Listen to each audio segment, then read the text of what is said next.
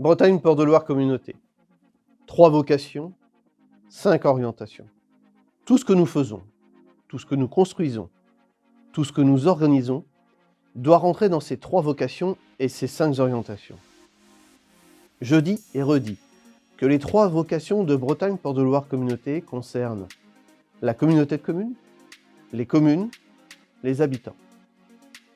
La communauté de communes, c'est gérer son organisation de façon efficiente, respectueuse et exemplaire. Les communes, c'est aider les municipalités, cellules de base de notre démocratie. Les habitants, c'est apporter du service au plus grand nombre et partout sur le territoire.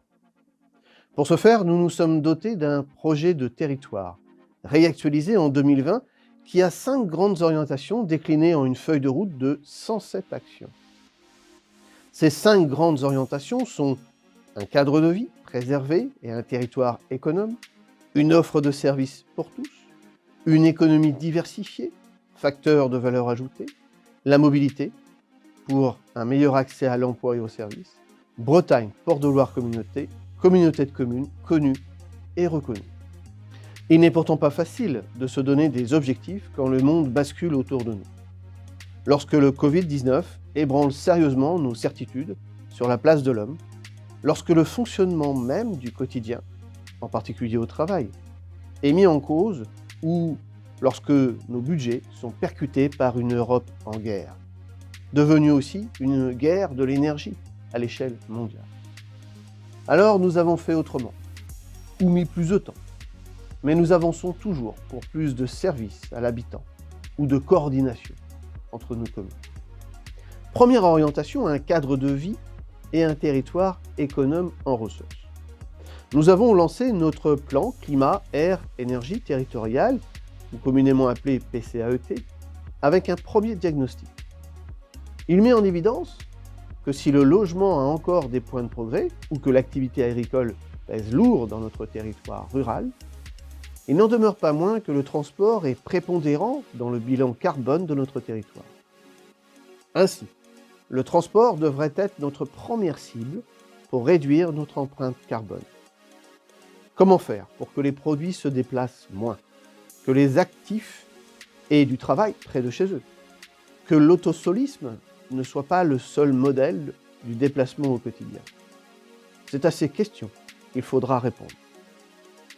Nous avons lancé aussi le programme TER, Territoire économe en ressources, qui par la médiation d'une agente de la communauté de communes vise à mutualiser les disponibilités de produits, de surface, de techniques, pour qu'elles soient les ressources d'autres entreprises voisines les unes des autres.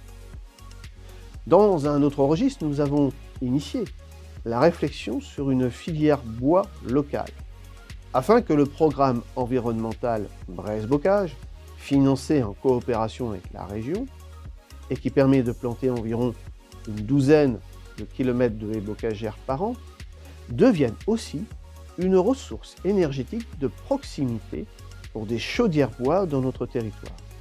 Le circuit court avant tout. Nous avons élaboré un programme lourd sur l'habitat, de 3 millions d'euros sur le mandat. Ainsi, en 2022, nous aurons cofinancé 112 logements sociaux correspondant à un montant d'aide de 372 000 €.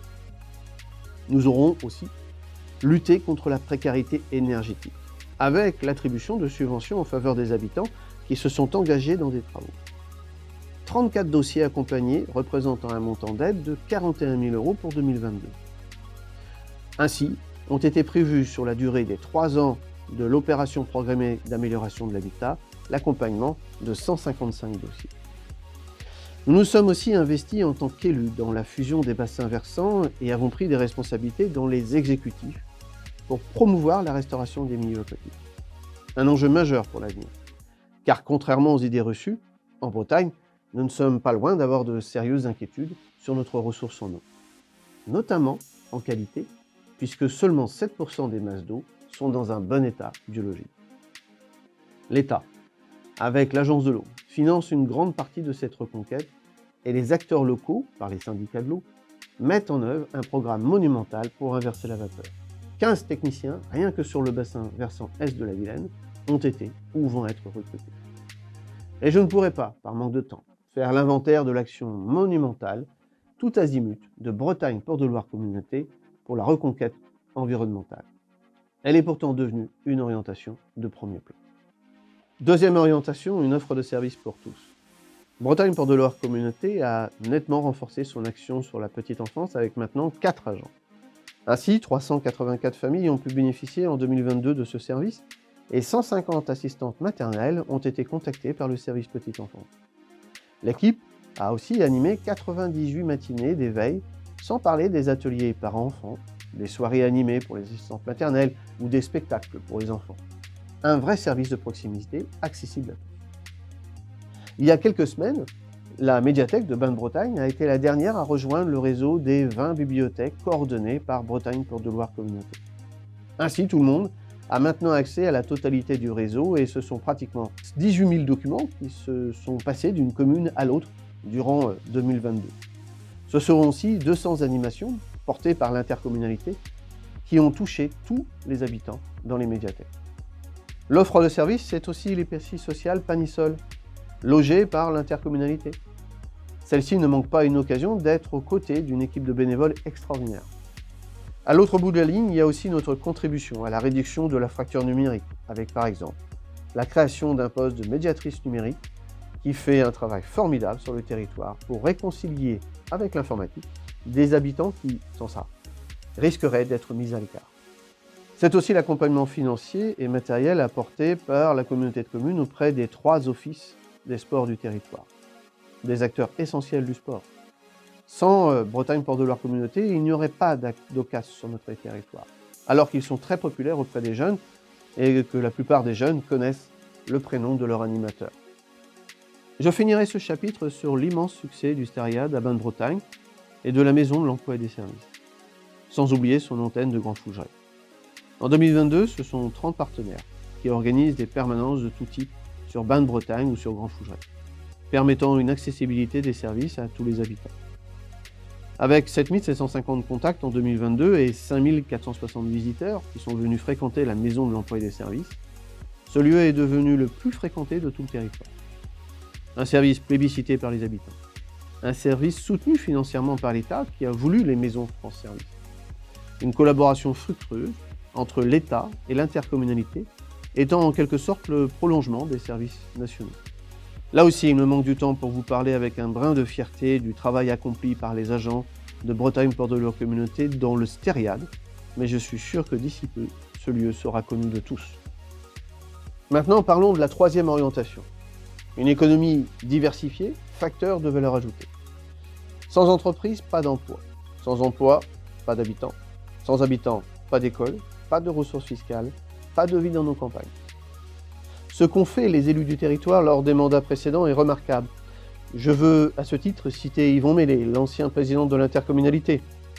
Il ne faut pas oublier aussi d'autres personnages très investis comme Alain David du côté du Grand Fougeray, Daniel Gendreau à Crevin, Yves Thébault pour Bain-de-Bretagne ou Éric Bourrasso du côté de Pléchâtel et bien d'autres qui ont contribué à faire de notre territoire une contrée dynamique, un creuset économique de premier plan à l'échelle de la route des estuaires. Aujourd'hui, l'équipe du développement économique de la communauté de communes et Nadine Dréan, première vice-présidente, n'ont pas ralenti. Que ce soit sur le parc du pays de Grand Fougeray ou pour l'extension de Château-Gaillard sur Pléchâtel, notre territoire fait la démonstration qu'il attire. 90% des terrains de l'extension de Château-Gaillard sont vendus ou en passe de l'être. À ceux qui me disent encore une zone. Je les rassure, ce sera probablement la dernière. Mais j'avertis aussi. Certes, réduire notre empreinte sur le territoire est une nécessité vitale. Mais il faudra être cohérent, collectivement, pour avoir le même raisonnement lorsqu'on demandera de densifier les fonds de jardin ou réduire l'accession aux pavillons pour les primo-accédants. Nous savons, nous, élus, que passer des bonnes intentions à la pratique aura des conséquences sociales et économiques importantes. Nous refuserons de n'être bons qu'à accueillir les plateformes logistiques qui ont déjà du mal à recruter et à l'inverse, voir les emplois tertiaires, à forte densité à l'hectare et offrant une complémentarité d'opportunités professionnelles, se concentrer sur les centres urbains. Nous sommes prêts à partager l'eau de notre territoire, ou l'électricité verte des éoliennes, ou des champs de panneaux photovoltaïques, ou le gaz et méthaniseurs. J'ose espérer qu'il y aura aussi un partage de l'économie équitable avec les métropoles.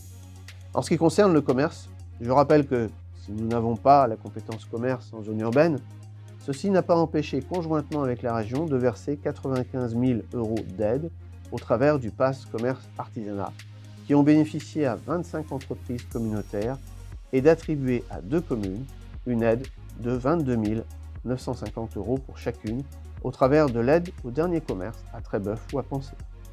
Une façon concrète de démontrer la solidarité entre les communes petites et grandes du territoire. Bretagne Port de Loire Communauté intervient aussi pour accompagner l'installation des agriculteurs. 32 500 € de subventions ont été accordés pour accueillir 7 nouveaux agriculteurs sur le territoire. Une action économique très efficace de l'intercommunalité vers les acteurs économiques de toutes les communes. Il y a une vitalité économique sur le territoire. Nous la voyons se matérialiser lors des petits déjeuners des entreprises qui ont lieu au Stériade. Un vrai bouillonnement convivial d'entrepreneurs et d'entrepreneuses de PME qui font pour leur territoire. Je veux vous parler maintenant de la 4e orientation, la mobilité et l'accès aux services. Le sujet de la mobilité est compliqué. Tout le monde en veut. Nous voudrions, nous les élus, en faire plus. Mais soyons lucides. Dans un tissu d'habitat très épars, nous ne pouvons pas soutenir financièrement un modèle de transport urbain comme dans une métropole. Nous offrons pourtant une solution intéressante avec le Tadi Libre, méconnue de beaucoup de monde. Je peux vous dire qu'il ne l'est pas des jeunes qui ont bien compris le truc. Mais ce système de transport à la demande ne répondra pas à tout et à tous. Je crois que nous devons plus changer qu'évoluer. La notion d'évolution renvoie systématiquement à la notion de marche en avant.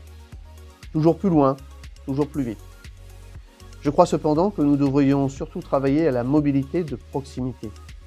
Celle des hameaux vers les écoles des villages. Celle des zones d'activité avec les lieux d'habitation. Celle des habitants avec les producteurs locaux.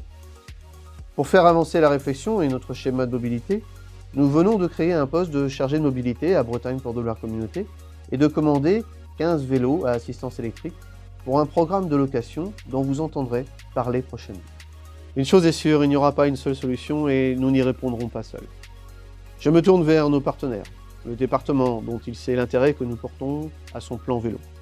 La région aussi pour les lignes de transport Bresgo, toujours plus utilisées par les habitants. Et enfin, nous sommes curieux de ce que le plan RER de l'État pourrait bien avoir comme impact sur notre territoire. J'ai commencé mon discours par l'empreinte carbone et le point noir du transport. Ce sujet, pas plus que celui de la RN 137, n'est à tel pays ou à tel autre. Pas plus le sujet du transport ne peut s'appréhender en dehors d'une vision large. Le vélo, le train du quotidien, les transports en commun vers Rennes nous intéressent plus que la ligne à grande vitesse pour gagner 12 minutes entre Paris et Vannes. Là aussi, il faut changer de logiciel et reposer les projets, surtout quand ils ont été pensés il y a bientôt 20 ans. Je ne vous ai pas parlé jusqu'à présent de la 5e orientation, celle de Bretagne Port de Loire Communauté, une institution connue et reconnue. Tout simplement parce qu'elle découle d'un tout. L'intercommunalité, c'est un creuset de la mutualisation. Pour qu'elle soit reconnue, il faut que cette mutualisation, cette solidarité entre communes, profite à toutes les communes et à tous les habitants. L'intercommunalité, ce n'est pas un guichet, mais un système de collaboration qui a fait ses preuves pour le bénéfice de tous les habitants.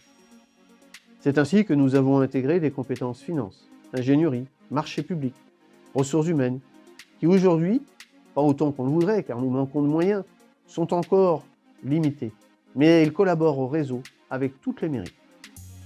C'est ainsi que nous pouvons monter des marchés communs ou acheter des solutions informatiques performantes, comme le système d'information géographique ou des systèmes de protection de cybersécurité.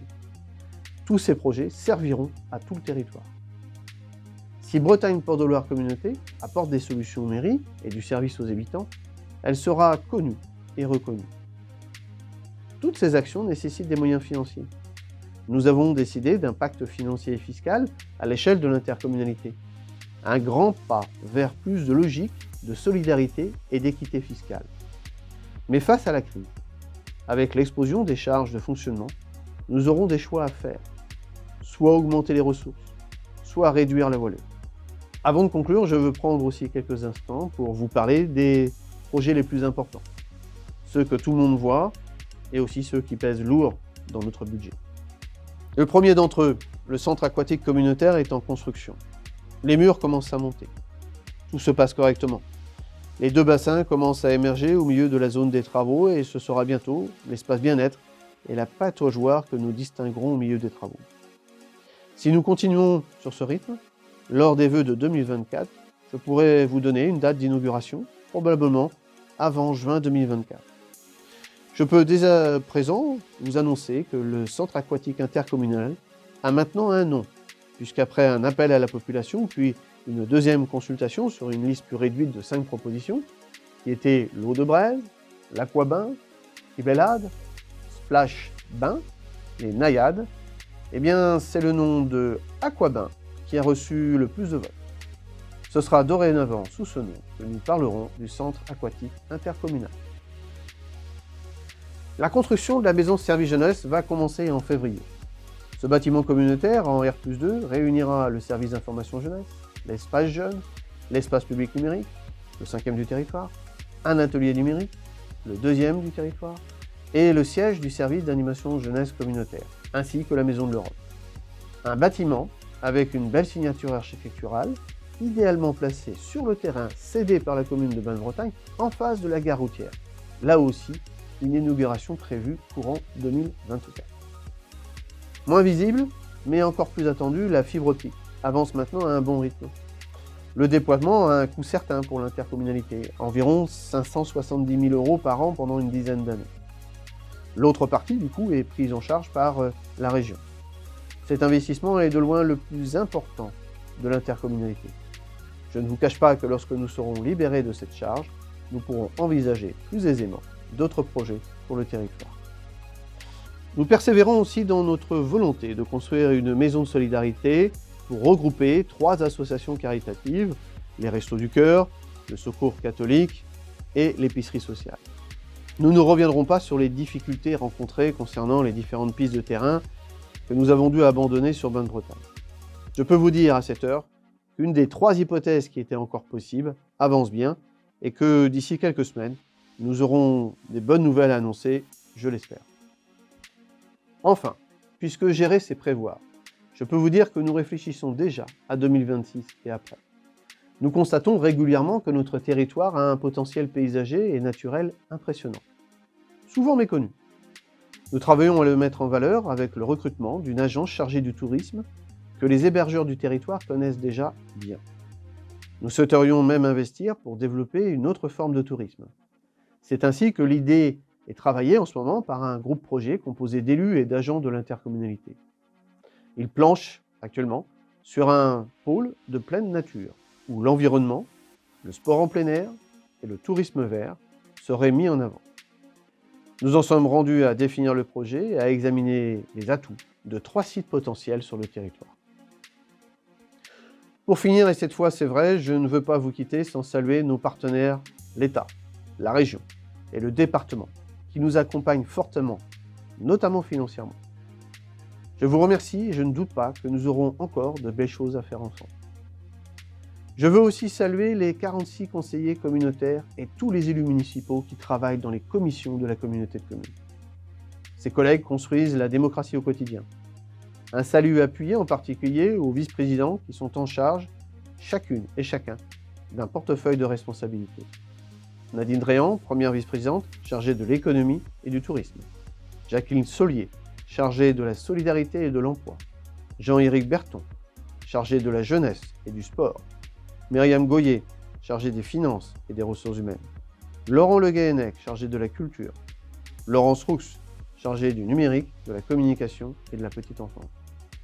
Catherine Alain, chargée du PLUI, de l'habitat et de la mobilité. Philippe Brizard, chargé de l'environnement, du bocage, de l'assainissement et des milieux aquatiques. Yvon Mélé, chargé des services techniques et des travaux. Merci, chers collègues, pour votre collaboration et l'envie de faire que vous y mettez. Mes derniers mots seront pour les agents de l'intercommunalité. Je sais que travailler avec les élus n'est pas de tout repos, surtout quand le premier d'entre eux est un homme pressé. Je crois pourtant que nous travaillons ensemble dans une certaine convivialité, empreinte d'un respect réciproque. Je constate souvent votre professionnalisme et votre sens du service public.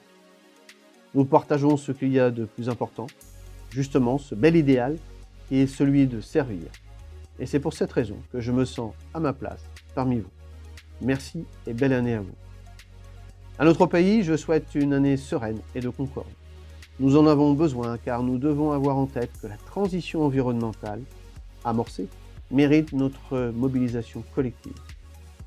À vous toutes et à vous tous, je vous souhaite une très belle année 2023, que vous gardiez la santé et que vous ayez du plaisir dans votre vie, évidemment, avec vos proches, mais aussi au travail et à la réalisation de vos projets. Belle année 2023.